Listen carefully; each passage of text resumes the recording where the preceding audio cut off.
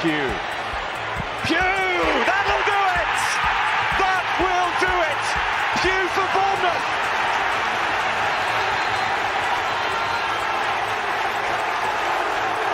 The roof of the Gold Sands is raised! Everyone here knows what that could mean to this football. Hello, good evening, Bournemouth fans. It was Preston 1, Cherries 1 today, and it was another frustrating performance from the team in red and black, dominating possession and getting in really good positions, but the final pass was shocking on more than one occasion. It's a familiar tale this season, really, isn't it? There were some overhit passes, some underhit passes, some scuffed shots, and the all too regular defensive blooper, which once again gifts some points to the opposition. Probably points that they shouldn't have had. I think we dominated the first half and Preston probably dominated the second. They, to their credit, they hung in there, and I'm sure they're going to be very pleased with a point. But for Bournemouth, well, we've lost ground yet again. We were unchanged for a third game in a row. It took quite a long time to make some changes, but the second half we were leggy, we were poor, and then we paid the ultimate price.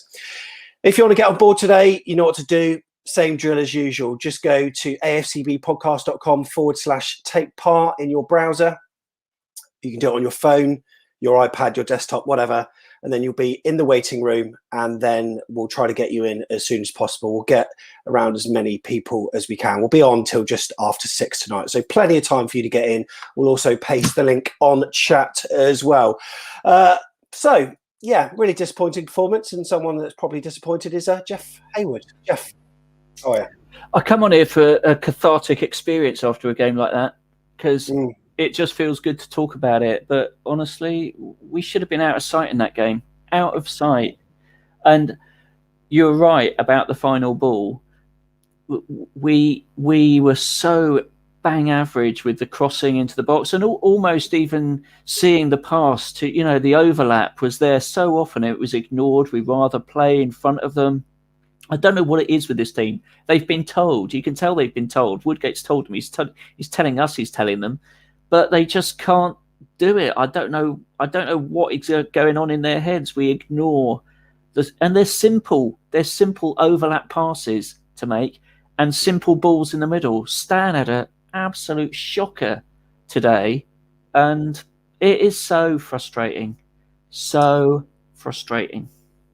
And what's really troubling for me at the moment, the delivery from out wide, I think, is really poor. And we're getting some really good positions. But for some reason, players don't have the confidence to beat a man anymore and get a cross in. We always seem to recycle the ball into midfield.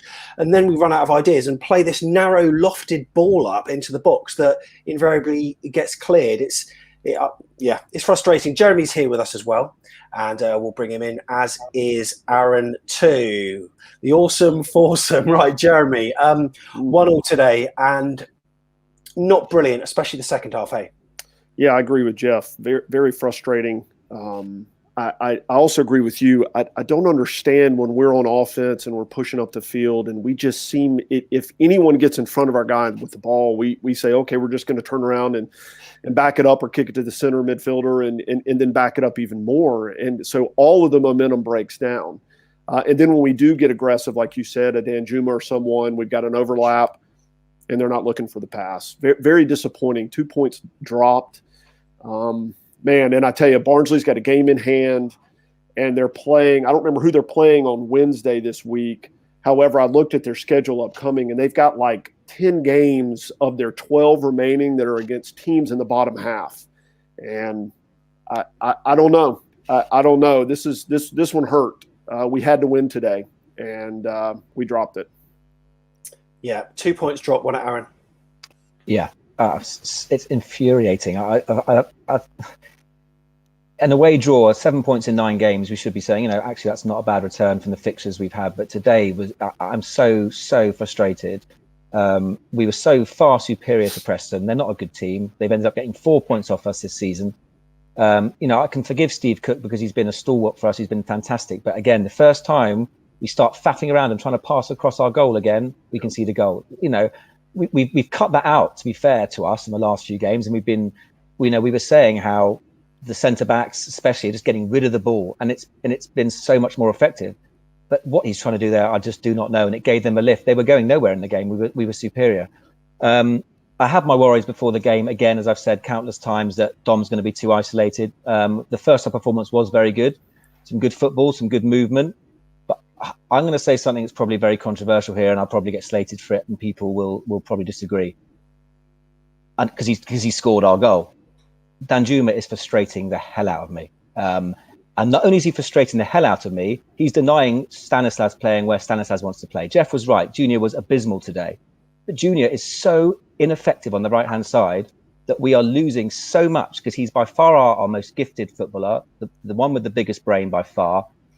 Danjuma gets the ball and he stops and he gives it away, and he won't take his player on, and he won't pass the ball, and he's selfish, and he's got so much skill and ability. And to be, he has won us games single-handedly this season, but right now he is slowing us down, and he's pissing the hell out of me off, because he's just not running at players anymore. He's so selfish, and by accommodating him, Junior is playing out of position and suffering as a result. Yeah, absolutely. Danjuma is one of those players that he sometimes turns up, and he obviously did today to score our goal, but on many times we're in these brilliant positions, and just as his final pass, he's almost trying to overcomplicate it with back heels and flicks. He can just do the simple thing a lot easier. Jeff, did a lot of what Aaron said resonate with you? Yeah, it did. I mean, funnily enough, I thought Arnie and Lloyd actually combined better today than they have for much of the season. You can actually see that Lloyd is getting the ball passed to him. He got the ball passed to him twice at least by Danjuma today. Hooray. But Arnie is still so predictable. He's in a way, he's a maverick player, but he's so predictable. If you're defending him, you're thinking all he's going to do is cut inside, and you load that sort of inside, and he runs into trouble and loses it. And he did that so many times today. And you're tearing your hair out thinking, And then also, what also frustrates the hell out of me is he doesn't bust a gut to get the ball back when he does lose it. And I'd be embarrassed if I was him sometimes at how easy he is to play against. And he's a better player than that. Jesus, it's so frustrating. I think you're right. I think Kelly was outstanding today. I think he's grown in that left back position. And look, the back four were great all game, apart from Steve Cook's one error. I thought they were absolutely fine. I thought the midfield were fine. The one thing again I would say is Phil Billing obviously was injured, so he couldn't start. Jonathan Woodgate obviously doesn't rate Jack Wilshere that highly, but again, Lewis Cooper did a lot of energetic work. Again, none of those midfield three are getting close enough to Dom, and again, it's going to cause us a problem. He was so isolated, and quite often when Dom drops deep and does all his clever work, then there's nobody up front because Arnie is not running in behind.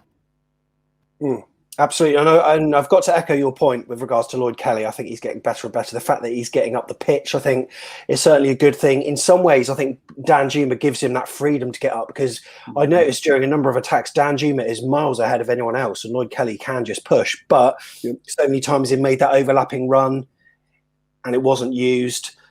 Do you think it's hard, though, for Woodgate, Jeremy, to drop Stanislas when he is our top scorer and he scored so many goals? He'll always pop up with a free kick every now and then. He's great from the penalty spot. Is he, I wouldn't say undroppable, but do you think Woodgate's probably got the stats in mind rather than performances sometimes? I think sometimes we pigeonhole players into whatever position they're supposed to play, right? Rather than getting creative up top. I mean, we all agree we're not scoring enough goals. We haven't been for months now. So we've also said, why not put someone like Danjuma up top, right? But single him out up top, or put him up in the top two up there rather than playing on the wing. I don't know why at this point you've got to throw everything at the league if you want to make it into the playoffs now. So that is a question I have. Is he being conservative and just sticking with whatever position those players have mostly played in their career? But then my second question is, the second half was completely different than the first. Now, of course, Preston came out and they're gonna press a little bit there, right? They're gonna want to get an equalizer. But do we go into halftime and just say, okay, boys, just bunker down and let's hold on for this 1-0 win? And that's not how you play any game or any sport, especially with us, right? So we dominated the first half. And then we come out in the second half and we just fall further and further back. We allow them possession. And it reminded me of our Premier League days when we decided to play like most Premier League teams play when they're playing the top teams, right? You just hope to hang on and nick a goal, right? Or get a on the counter or something like that. And I'm sitting here going, this is not the Premier League. Like we need to be pressing non-stop, outscore teams 3-2, 4-3, whatever. It was an odd game, and I hope Woodgate's not telling them that at halftime. I don't think he would be, but if he is, man, talk about taking the confidence out of your team. If you say, okay, we did great the first, now in the second, we're just going to back off and just sit on this lead. It was always a risk, though, to play the same 11 that have played 3 games in the space of 7 days. Well, 7 days and 2 hours, call it, if you want to be accurate. But, Aaron, and they looked leggy in that second half. And Preston didn't have to particularly be that amazing to actually get a foothold in the game. No, it's a good point. I've been calling for consistency, and I think one of the big errors that Jason Tindall made was constantly chopping and changing, not just the team but the formation week in, week out. I think to be fair to Jonathan Woodgate, he's stuck with this, albeit for those other 2 games, this 4-2-3-1 or 4-3-3, whatever it is. Without a game for another week, I agreed with his decision, but I think some options were taken away from him. Phil Billing, for me, would have played the game today if he had not been injured. Obviously, Sam Surridge isn't available at the moment. He obviously doesn't particularly rate Raquelme, or not willing to give Anthony a go. So, and Jack Wilshere as well. Obviously, I don't think he's obviously his favourite cup of tea. So we were quite limited with what we could possibly have done, other than maybe Jack Stacey being involved somehow. But I think Simon Kay made a good point on the comments before. It's not this game. I think I think the reason I'm so frustrated is because we're at the business end of the season now. If this had been earlier in the season, 2 away games, 4 points, it wouldn't be the end of the world. But the fact is that Barnsley won again. They played Derby at home on Wednesday. Let's assume they win that. They're 4 points ahead of us as we go into our games. Even if we beat them, which is obviously a must-win next week, we're still going to be behind them. And so there's a gap opening up. And I think that is that's the problem. That's why I'm so frustrated, because Preston aren't a good team. We're a better team than Preston. And, you see Barnsley held on for 1-0 today, and Reading win again, and Watford win 1-0 again. And it's just frustrating. And I am concerned, as Jeremy said, the Barnsley's running. They're clearly not, they've won 7 or 8 in a row. They're clearly not going to win the next 11 or 12 in a row, obviously, but nor are we. So that 4-point gap is going to be a worry unless Derby can pull something out of the bag on Wednesday. But next Saturday's huge, and we have to win that.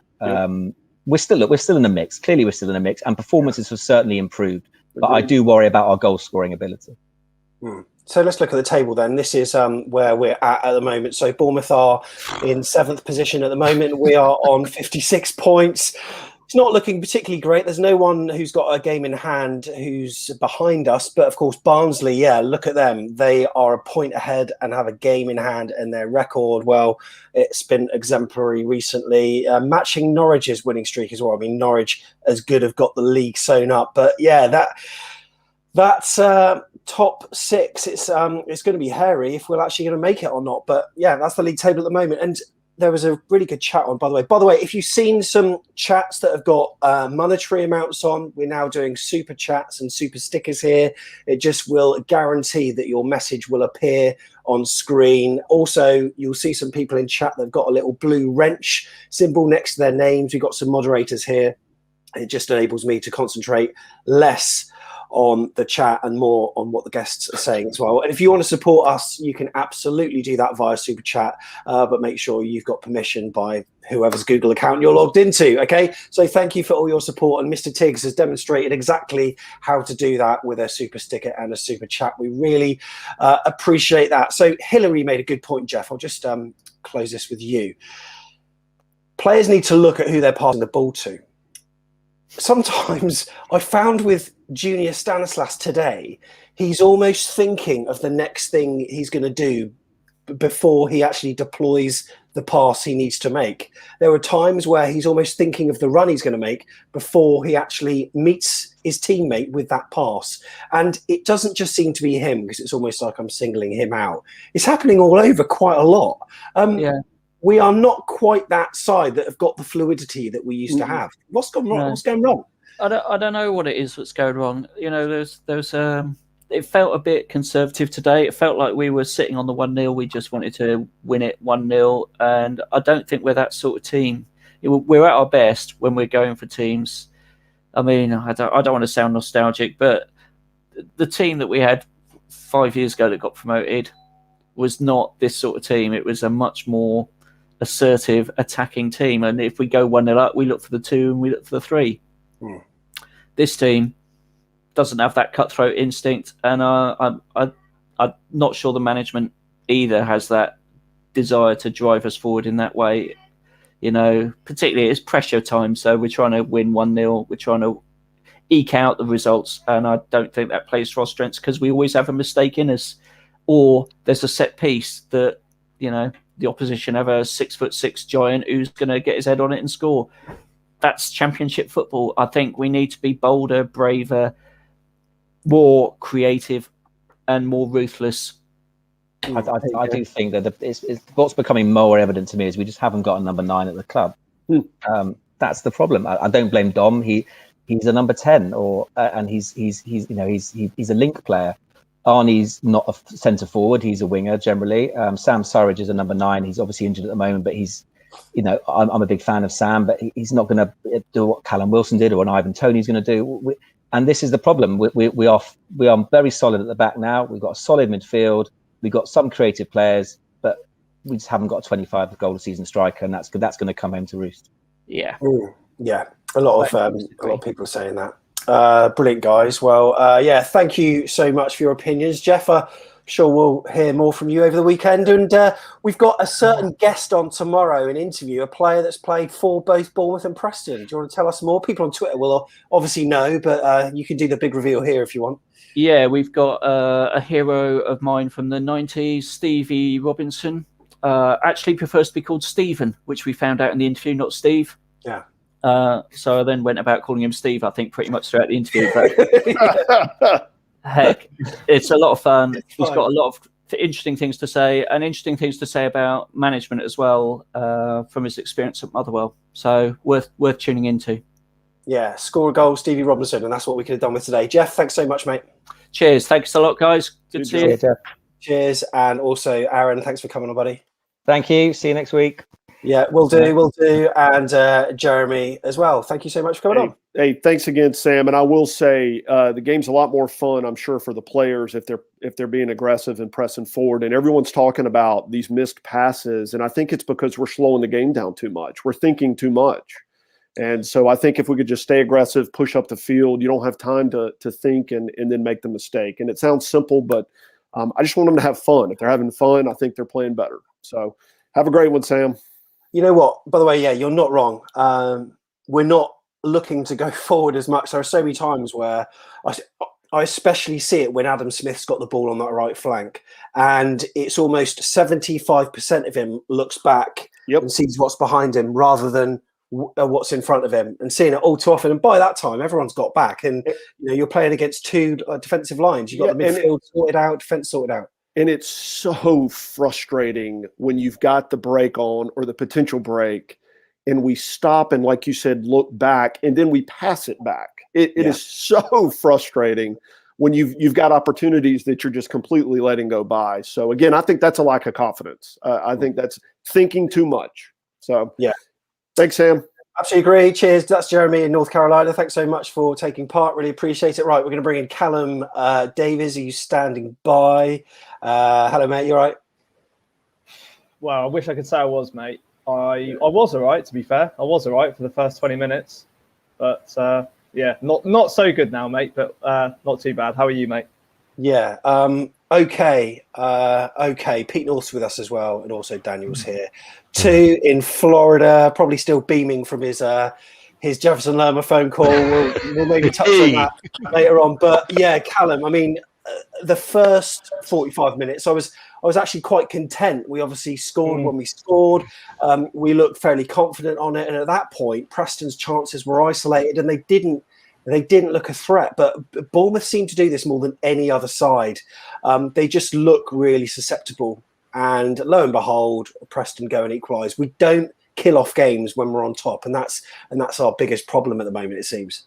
It is, mate, really. Yeah, I was very frustrated with that second half. And we've gifted him the game, haven't we? We've chucked it away completely. I mean, first half, we're in control of the game. 4 at the back definitely works better as well, I think. We've got the players, our creative players, where we do want them at the end of the day. They've got the freedom to play more attacking football. So you go in at half-time thinking, do you know what? Yeah, this is a little bit better. It's looking up.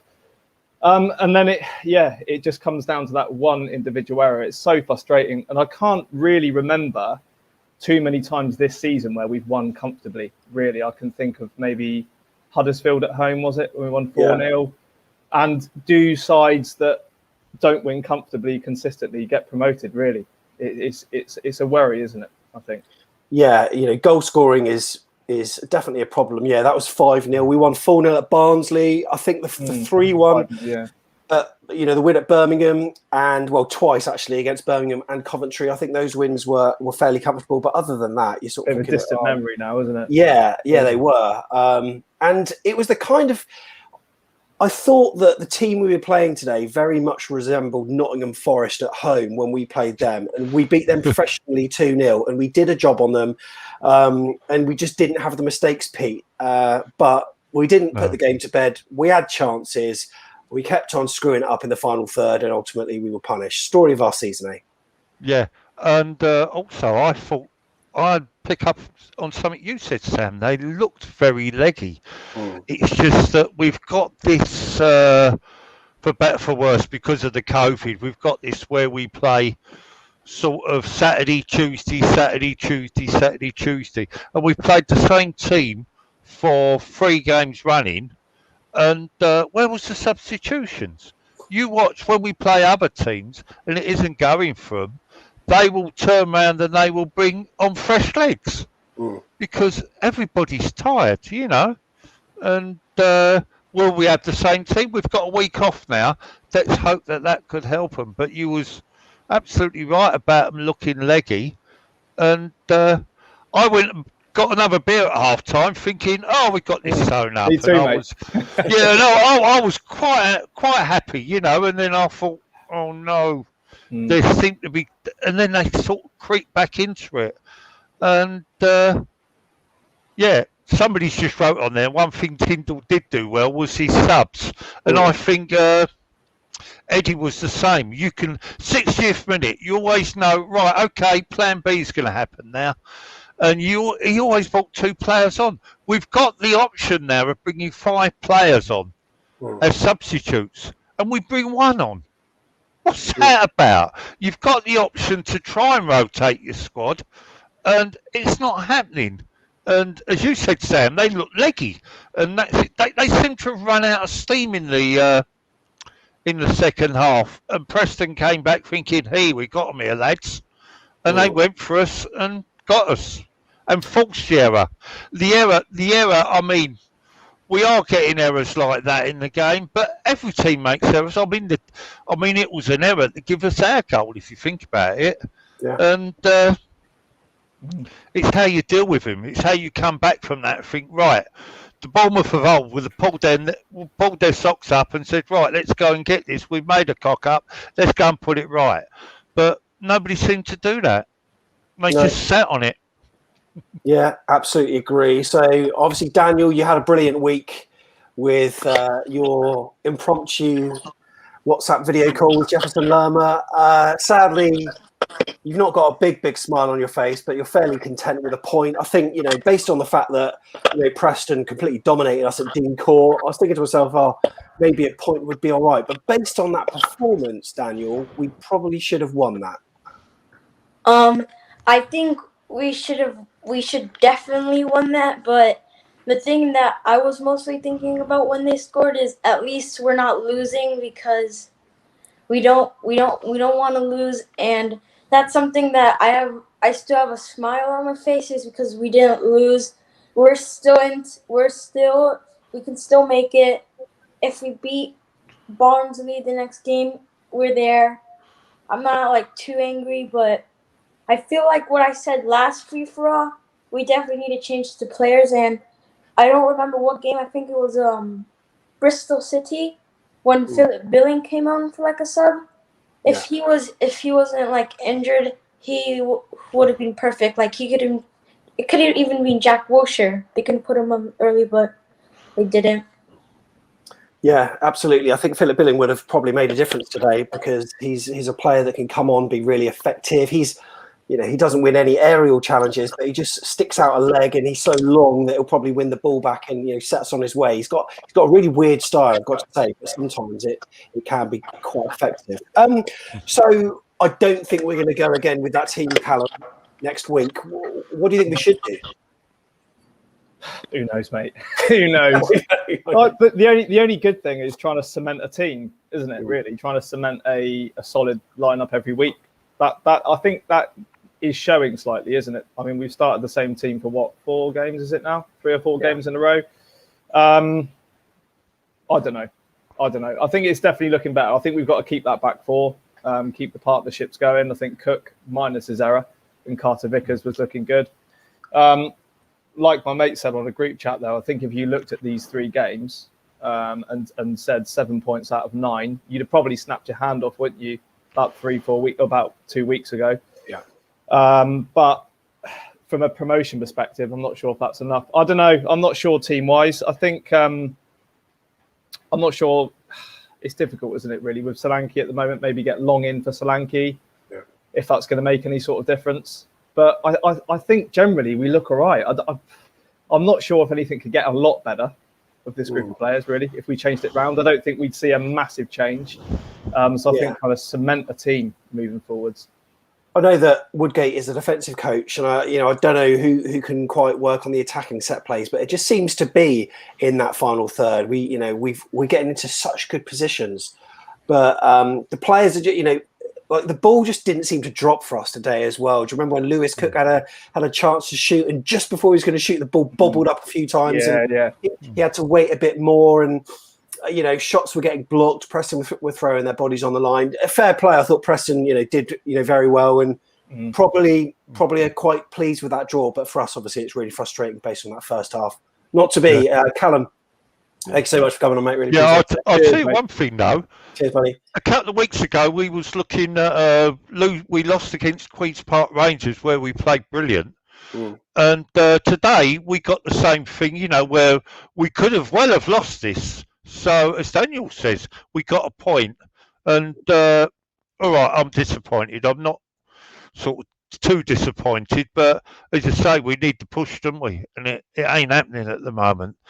Let's hope. Fingers crossed. Let's give Barnsley. Let's bring them Barnsley boys who bring them down a peg or 2. What are they doing up in the top 6, for God's sake? Well, you know what?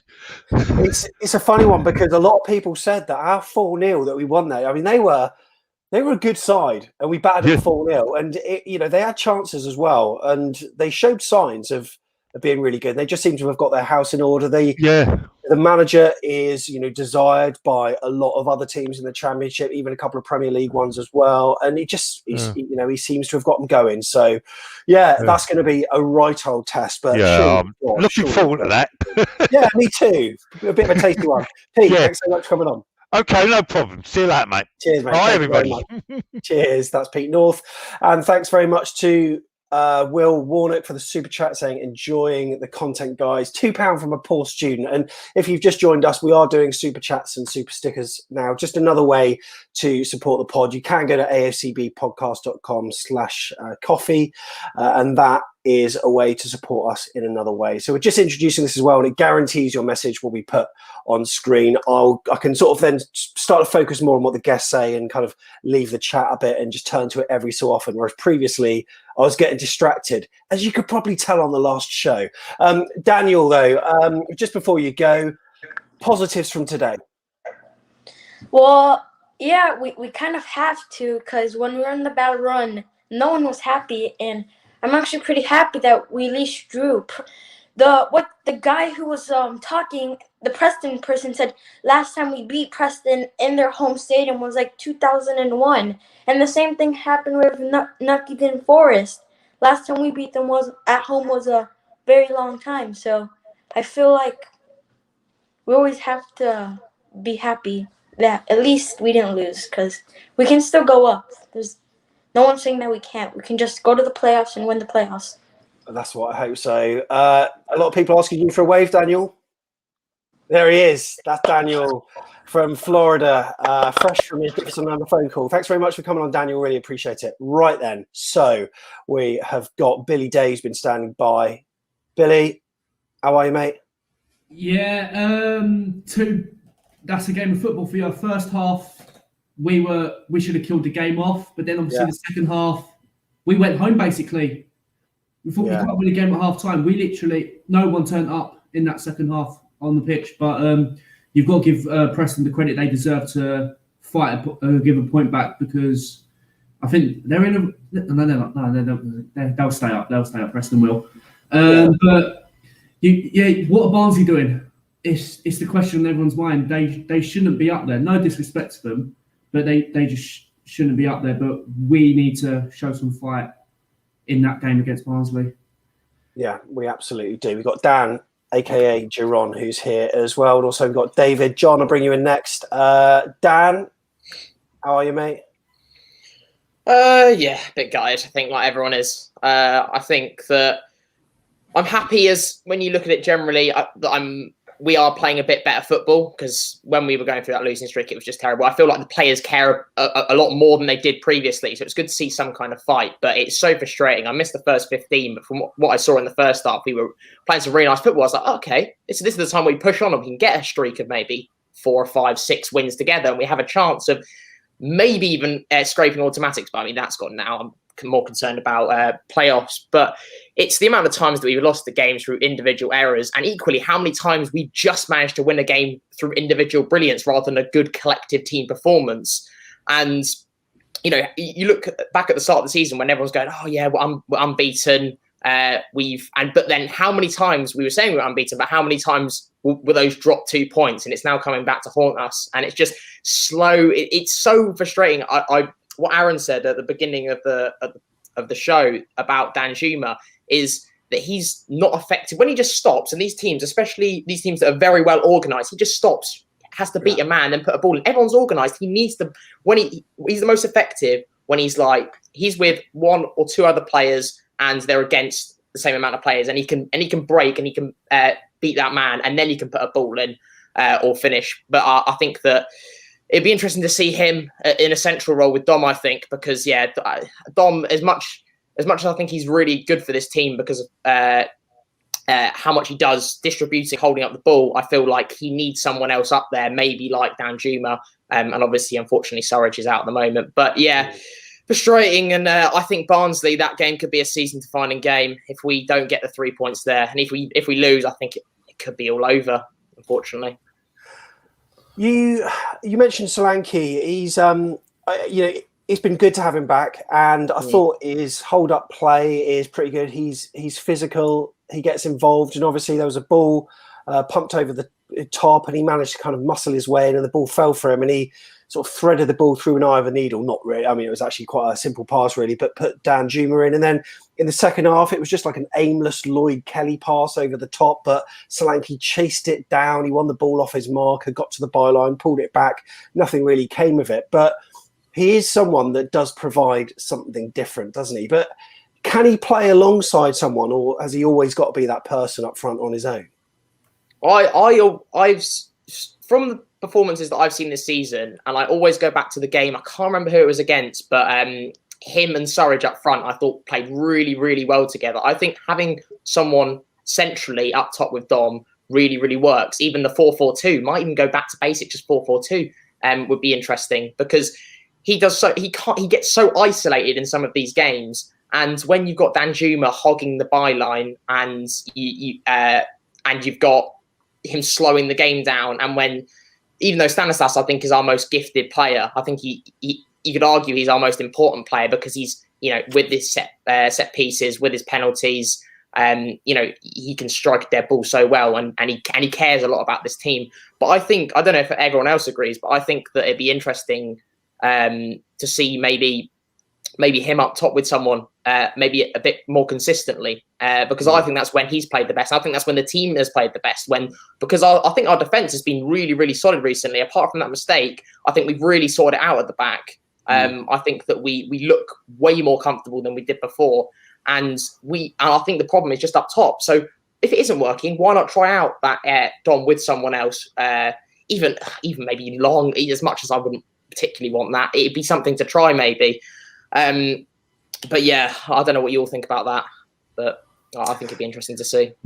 Yeah, certainly. Sorry, David. I think Aaron's been asking you to give him a wave. So can you give him a wave? Who's watching the live chat? But yeah, did you want to pick up on a few points that Dan made, and also just your assessment on today's performance? Yeah, much the same as everyone else. Really, really frustrating. We're playing a very dangerous game, having to rely on a perfect defensive performance to get wins. And over the years that I've followed this team, we're not usually a team that keeps a lot of clean sheets. So not being able to score really hurts our ability to pick up a lot of wins. As for the 4-4-2, I think it's a good idea. I think we need to figure out who the two wingers would then be. I think Tom mentioned last week that we could possibly put Jack Stacey on the right, and then have Junior on the left and Arnie up top. So that's definitely one option for a 4-4-2 formation. I do worry that if we do a 4-4-2, that we're going to have Lerma and Pearson as our two central midfielders. And although Lerma's looked better going forward, it does seem quite defensive. But definitely worth a try. When it can't hurt. Yeah, and that's what Ross alluded to. Who do you leave out in the middle? And there's Jordan who's come on saying 4-4-2 with Dan Juma up front with Dom, Stan on the left, Stacey on the right. Yeah, that's certainly an option. We've always said that Junior Stanislas is much more effective on that side, although his deliveries today were not particularly that great. I've got to say, really, really should have done better with some of the chances that we're in today. Billy, before you go, what do we need to change for the next match, and give us some positives from today? What's a good thing we can think about tonight whilst we're looking at the league table, crying into our beer that we're 7th place? Well, I think what we've got to look at is obviously having Stanislas in that left mid role and possibly put Arnie in that centre midfield role, because as we said before, I think Arnie could be like this 25 goal a season striker, having in that, because if you look at it, at the start of the season, we only had Solanke and Surridge as centre forwards, and we were thinking Solanke's not going to score 20 this season. He might do, but it's getting to that stage now where we don't think he will because of his injuries. But having Stan on the left, Stacey on the right, possibly Smith on the right as well, and then having Sudge, Arnie or Sam, whoever, up top will be well. But then looking at Philip Billing as well, having him instead of Pearson or Lerma as well, because they're more defensive and Phil Billing's more of an attacking midfielder. So we're just there to see what happens next week. I think sorry to interrupt, but I think that it's the dilemma, because we have so much quality in that central midfield in our team. So we almost play that because it suits our squad, whereas it may not be the most effective. But I think we have the most quality in that centre mid role. We have so many options. Like Wilshere, the fact that he wasn't, didn't get more time on the pitch, when he's known for being so creative and to break teams down, and that's what we needed. That final ball to just be a little bit better. But yeah, we've got to the point now that this is just we just need results. Like at the end of the day, we can get a scrappy 1-0, we can play lovely football and get a 3-0. It doesn't matter. We need the 3 points each game, and it doesn't matter how we do it. So, what's the most effective? Yeah. Absolutely. Dan, thank you so much for coming on, mate. Really appreciate it. Sam. Cheers, buddy. Also to Billy Day, thanks so much, mate. Thank you very much. Cheers. Cheers. And also to David as well. Really appreciate you staying up to chat to us. Thank you. Cheers, mate. Thank you. Thank you very much. So Filippo standing by. John is here as well, and Owen. So let's get AFCB John on now. I know that Billy Day was far away from his camera, but my goodness, your first view that you had, you seem to be miles away from the camera, John, and I watched a bit of your watch along. You're on the other side of the room, mate. Yeah, hello, mate. How you doing, Sam? You all right? Yeah, very good. And I saw you going ecstatic. We've both had upgrades in our cameras. I see you're you're looking like 4K there, mate. Well, you know what? Yeah. I saw you very ecstatic with with us going 1-0 up, which was great. But then it almost became inevitable, doesn't it? And these kind of things happen when we don't put a game to bed. We always leave ourselves exposed, and we gifted it to them, didn't we? Yeah, I mean, you say inevitable. I think inevitable in terms of us making mistakes. Yeah, because Steve Cook, I mean, it's not really like him, is it? But there was a moment earlier in the game, I remember, where he did something similar. So I don't know if it was sort of like, obviously hindsight now, but shades of things to come. And then he did what he did, and I couldn't really see them, Preston, getting much out of the game. Otherwise, could you, Sam? No, not not based on what we saw in the first half, at least, anyway. But then in the second, what just frustrates me, they didn't have to actually do an awful lot to get back into that, which which is the nature of what happens when you gift a game to someone. So as I said, we're going to bring Owen in as well, and Filippo. Firstly, Owen, happy birthday, mate. How are you? I'm good, thank you. Happy birthday, Owen. Very, very good, mate. And is that a brand new Cherry shirt I see you wearing there? Yeah. Can you show us the name on the back? Sure. Here we go. Who is it? Wilshire. Quality. Absolutely love it. Yeah. Superb. What a shirt that is, mate. And so you've obviously had a good day, and then Bournemouth kicked off. And it was a good first 45 minutes, wasn't it? But in the second half, Preston came back into it. Do you think they deserved a point or not really? I felt that they didn't deserve a point. I personally thought I didn't see any shots on target from Preston at all in the first half. I felt it was just all Bournemouth, and then they got the lucky goal towards the end of the match.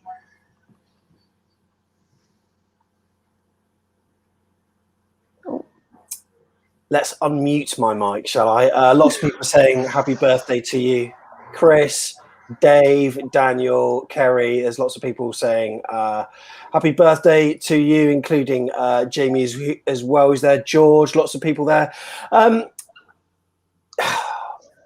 We seem to create, well, we don't create that many. Well, okay, we had a few shots, but they don't seem to be that clear cut. But we get in these amazing positions, don't we? And then it's the final ball, Owen, that seems to always let us down.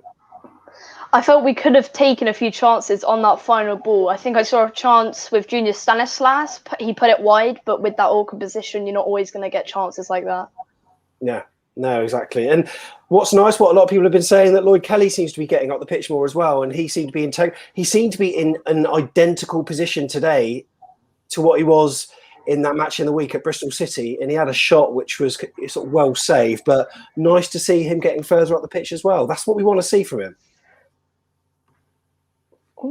Pardon, sorry? You cut out? Yeah, sorry. So Lloyd Kelly, he's getting into really good positions now, isn't it? And, that's what we want to see. Yeah, it's a good play of style to push with our fullbacks pushing up and not just always sitting back and being conservative. Yeah, absolutely. Filippo, how are you, mate? Yeah, Sam, I'm quite fine, but frustrated because... I missed the Wednesday game, but I saw the extended highlights, and I really thought that the momentum would have continued, because I really was convinced that we found again the team spirit, and at the end of the first half of today's first half. It was the really first time after a long time that I thought, we have the game in our hands. Then we completely disappear. Yeah, and it's happening all too often, isn't it? And to be honest, I think that Preston would have scored also without the Steve Cook's mistake. So. Because we didn't create anything in the second half, so maybe it's quite deserved point for them. Were you surprised we took so long to make a game of 2 halves? Oh yeah, Sorry? It was. Were you surprised it took so long for us to make a substitution? Yeah, maybe maybe earlier changes. Maybe more of Philip Billing and earlier Jack Wilshere, because I know that now we have full week, but we have to make rotations. We still have to make rotations in the lineup. So don't know how if 4-4-2 or 4-3 would be better, but I just I really was confident at the end of the first half, and now I completely lost the confidence because now we are approaching a game against a team who has an insane form, because it's just insane what they did. Yeah, nobody would have expected them to have this season, and they make 8 wins in a row, 7 wins in a row. I don't know what, but it's an unexpected 6-pointer for playoff spots. Yeah, absolutely. I agree with what you're saying, Filippo. We're gonna actually rotate through again. There's a few people going. Go on, John. Yeah, what? Yeah, where's his smile? You got a nice fresh haircut. I see. Yeah. Where are you getting your haircut? We can't get haircuts in England, right? Yeah, I had an haircut. Today, just today.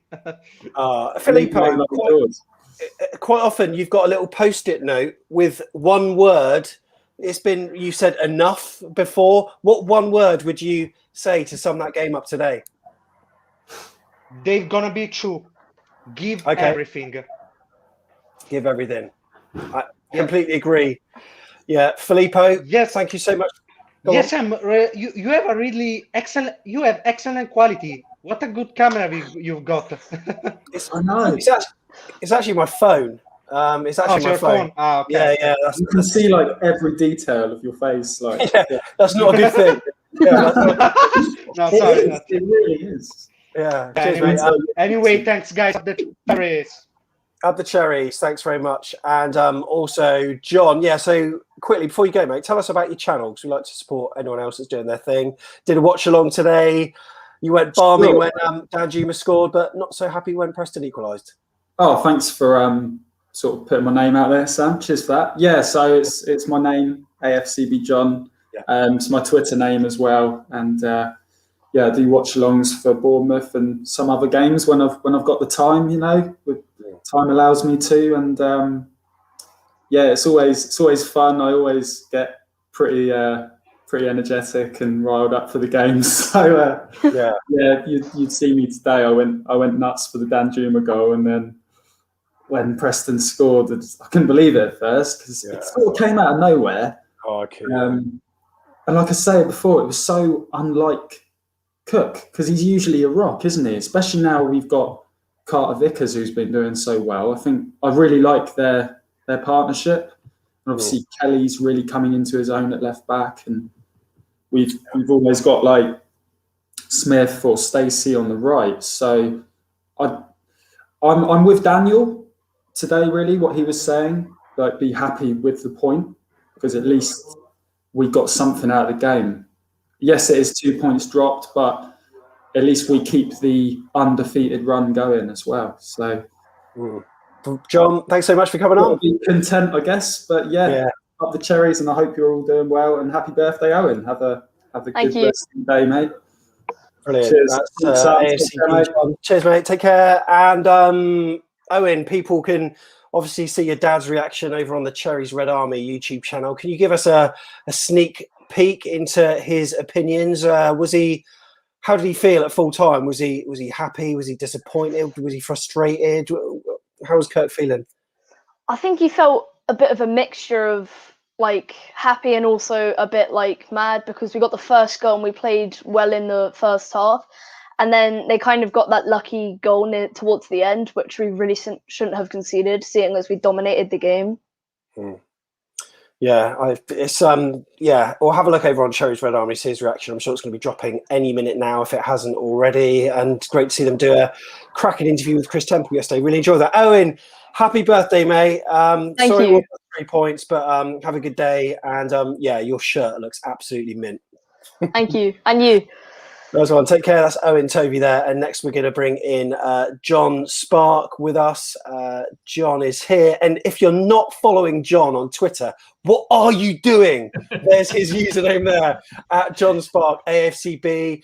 And one of your tweets I'm actually going to put on screen now, John, because you say that you're oddly far more angry at that result than some of the other games where we have performed worse.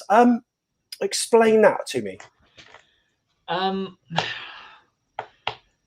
It's odd. It's kind of a raw reaction as well, I suppose, given what happened towards the end. But the fact is that the first half of that game was so good in comparison to so many other games that we've played recently. Yeah. Another tweet I put out was much more statty and nerdy about XG, which some people get, some people don't. I quite find it as a useful stat. But it was 0.89 XG in that first half. We have played 90 minutes where we have produced less chances than we did in that first half. And then for us to be so good, get a good goal, completely shut Preston down in that first half, and then to throw it away with that second half performance. Like, it wasn't just the Steve Cook mistake, which was a large reason for why I was absolutely fuming at that point, but also just the fact that we just weren't able to produce anything going forward past the 55th minute. It was quite a shocking capitulation in our attacking play. I think part of that was due to Junior Stanislas's rather poor performance today. I'm sure it's been said by other people, but he just had a really off the day today, particularly with his crossing was absolutely diabolical for the most part. And there was also a fact, I think, that Lloyd Kelly provided so much going down the left wing on overlaps in the first half. He looked like he had nothing left by the 70th minute. He was so tired towards the end of that game that he wasn't able to provide the impetus going forward that he did in the first half. And I think by the time it gets to the 70th minute, maybe 75th, Jonathan Woodgate should have made a change. I mean, it could have been a number of different changes, but something had to happen to prevent the momentum that Preston had built up. Preston had suddenly, about the hour mark onwards, it was all them. It was all Preston chances, and we were making nothing. And that is a way that a manager can change things. He doesn't just have to put a signal onto the pitch. He doesn't just pass a note of paper onto someone and say, we're going to change formation. Like, bring someone on, make something happen. In the end, it was Lewis Cook's injury that forced him to change something. And he did the right thing and switched to a 4-4-2. But then we lost even more control in midfield. And it was just the momentum in the end carried so forward for Preston. It was the Steve Cook mistake that is just not the current Steve Cook. That Steve Cook from 3 years, 4 years, 7 years ago, when he was doing that on the regular in League One and the Championship and in the first couple of seasons in the Prem. But like, behind Junior Stanislas, he's the most experienced player that we had out on that pitch, as in Begovic in goal, obviously. Like, he should be looking at Cameron Carter-Vickers for what you do in that situation. I think that's one of the main reasons I've been so impressed with Cameron Carter-Vickers is just he does not take that chance. If CCB's in that spot, that ball's going to the goalkeeper. At worst, it's being put in row Z. Like, he doesn't take that risk. Yeah. And there's the difference. Unfortunately, Steve Cook had a brain fart and decided he was going to try and put it over 5 Preston North End players and put it to Junior Stanislas on the right wing, or whatever he thought he could do. And in the end, not only is it 2 points drop, but it's as harsh as it is for someone who is as important and as amazing for this team as it is. The attackers, although they didn't do their job in the second half, they did in the first half. They got us the goal. And for 89 minutes, Steve Cook did his job. But he's the one that's got to go into that dressing room and apologise to the other players, because he's the one that cost us 2 points. Unfortunately, that's just the hard facts. And you're right.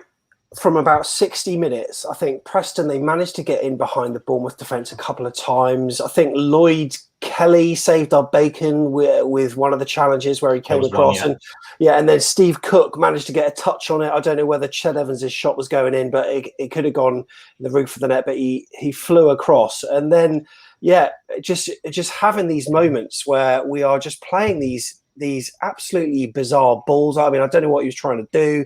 And it was, I think the writing was on the wall. And at 1-1, there have been previous matches where I thought we can come back into it, but we just looked so stunted in that second half. We got into good positions, but rarely pulled the trigger. And if we did, the shots were absolutely woeful. We've just got to make more of times when we're on top of the game, haven't we? Yeah. And I mean, the only real chance that I can think of remembering back is there was a Lewis Cook shot where the ball bobbled and then eventually sat down for him and he put it over, and then the one chance that Dominic Solanke got behind their defence to the byline, cut it back and didn't quite get it to Danjuma, and that was about the 50th minute, 52nd. I didn't write it down exactly when, but after that, nothing. Absolutely nothing. The only other real chance we had, 81st minute, Pearson nicks in and creates a really good counter-attack opportunity. And because I did the preview and the review with Kirk over on the Cherries channel, and he mentioned that he saw that the ball bobbled a bit for Pearson there.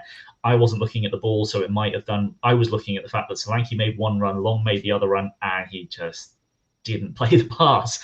Whatever reason for the ball bobble and whatnot, is like that was the only really good opportunity we had, and basically the only counter attack we had all game.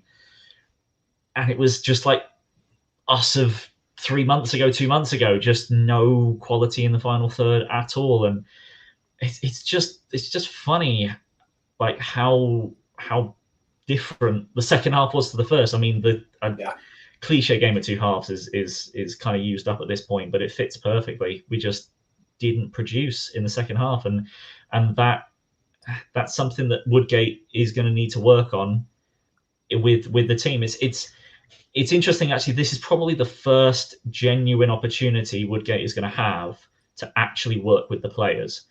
Like a couple of games here and a couple of days maybe here and there in our last 2 months, because we've been playing so frequently, isn't really going to do much to change the way we play. This is actually going to be Woodgate's opportunity to sit down with a few players and maybe tell a couple of home truths, maybe be able to sit down with some players like Stanislas and say, I need you to be doing this more because you're not doing what I want. We'll see. Maybe a formation change comes in terms of switching to a 4-4-2. I skipped through some of the earlier chat, and Aaron was mentioning, as I think both of us have mentioned before, about possibly shifting Danjuma into a striker role and allowing Stanislas to come over to his better left side where he's actually able to have an impact. Look, there's a lot that there's not much that he can do, and I don't think he'll want to do all that much apart from minor tweaks here and there. But the fact of the matter is, if we could well be, even with a victory against Barnsley, depending on how they do against Derby, we could be completely the race to the playoffs could be out of our hands within a few days. So, as much as I agree with what was said earlier by Dan, I think it was, it doesn't matter how we get them, we need results. That is true, but our performances haven't necessarily been good enough to earn those results. And if we can improve certain aspects of our game, we're going to do better in terms of getting results. And it's not just going to be the next 11 games. It's going to be the 2 after that are going to be that are just important. So there's a lot to do.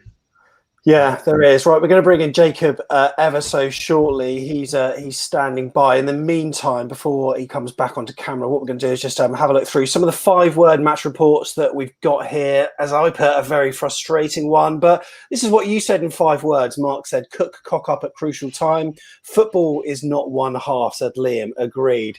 Steve said what he had to say. There you go.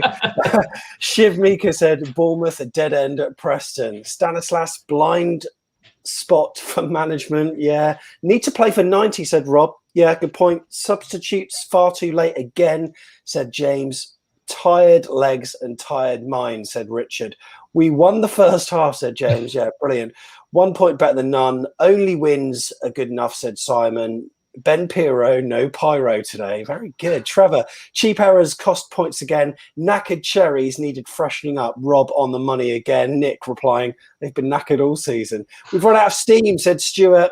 Did not have steam anyway, said Dan. So if you want to get your 5-word match report on Twitter's the place to be. Right, we've got Jacob with us as well. Jacob, how are you, buddy? You right? Hello. How are you? How are you guys? Yeah, very good, very good. 1-1 today, and a lot of Bournemouth fans very disappointed. Are you? Yeah, I'm quite fuming with it, honestly. Yeah, so you're fuming. We could have played a lot better, could have scored again, but we didn't. We let that other goal in, as we did say. It was silly mistakes, silly mistakes.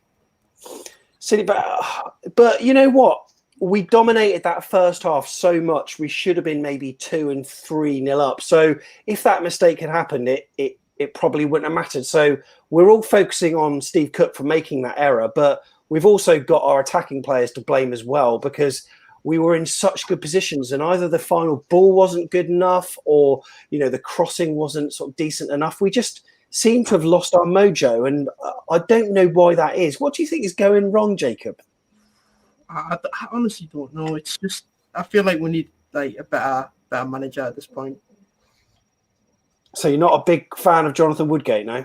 No, not really. No, well, I'll tell you what. A lot of people were worrying that of his qualities as a coach, but he's shown a bit of solidity, hasn't he, John? He's got us doing something right, but I'm not quite sure what that is yet.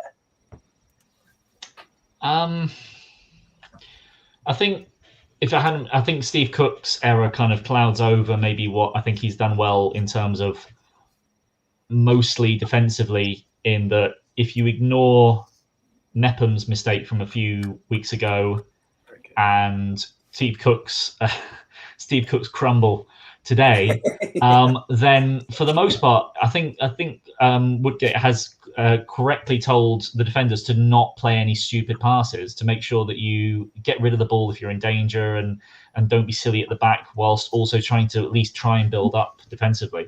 And then up front, I think the movement's been a lot better. I think he's told Lerma and Billing and Cook to get further up the pitch, and Pearson staying defensively sort of helps that. But yeah, I mean, you can certainly say this team wouldn't look a lot different to the team that we put out in the first few weeks of the season under Tyndall. Yeah. And with the way that the season has gone, confidence has ebbed and flowed, and we've been on a bit of a low recently. So, he's picked the team back up from what was a very negative position. It's just, I think that was what a lot of people worried about, and what I sort of said before is that we reached sort of like the level that we the minimum level we expected from the team when Woodgate took his temporary charge, won a couple of games, got us tacking a bit better, we weren't conceding as much. It was then, can he take us from the base he left us at, and actually pick us right back up, get the players outperforming their levels, get it so that when we play against a team like Preston when they're being poor, can we score 2 or 3 rather than nick the 1-0? And at the moment, that's not happened. I think that there's a chance that he could end up getting us to sort of the higher levels, the higher echelons of play that we sort of looked like we might do at the start of the season, but it's certainly hasn't shown it yet. So he's still got a lot to prove to the fans, and I think he's been good for the players. I think the players have actually quite liked having him. Lewis Cook came out before the announcement and said he would like Woodgate to get the job full time. But I think he's then got to show to the players, like in the way that Eddie Howe so enamored himself with players, was that the amount of work he did on an individual level and how much of a coach Eddie Howe was at trying to improve players. I think Woodgate probably can do that. But he needs to show that to the players and show that, players like Dan Juma, he can improve, Solanke and others that are at a good level, can he take them to the next level of their career? Brilliant, John. Thanks so much. And that's how to follow John on Twitter. Make sure you do that right now at John Spark AFCB. John, appreciate you coming on. Thanks so much, mate. No problem. Cheers, Sam. Cheers. That's John Spark there. And thank you for watching. That is about it. So tomorrow night here on Back of the Net, well, there's loads of content tomorrow. There's stuff coming up tonight. We've got the player rating show. We've got the second look for a comprehensive analysis minute by minute of what we witnessed today. We've also got this. It is an interview with Stephen Robinson, the joy of £1 a drink student nights at the Zoo and Cage. And that's coming up 8 o'clock tomorrow night. And we've also got another interview dropping in the week with a financial guru. That's not going to be on a premiere or anything like that. That's just going to be dropping on the channel. And then next week, it's the run-in. And we've got a couple of guests, AFC Bournemouth players, 2 from different eras coming together, both legends and both brilliant in their own way. And it's going to be Jeff and Neil chatting to them and talking about the run-in, because we've both had them on before. There you go. There's a clue. 2 people that have been on before. We're not looking back at their careers, though. We're looking to the crunch, the run-in that AFC Bournemouth are on, looking at the fixtures where we might be able to get points, analysing other teams and all that stuff. That's going to be next Sunday at 8 o'clock, so do join us for that. In the meantime, thank you to everyone who has contributed, including the new Super Chat feature and Super Stickers. It's just a way that we can be financially supported to pay for StreamYard, to pay for all our services, to pay for the Back of the Net mugs. And I've got to check the YouTube comments, see if anyone went for a 1-all and Dan Juma. If they did, a mug will be coming your way. But anyway, thank you very much for watching. Really appreciate it. And we'll see you very soon in the next one of the Cherries. Back in the Net!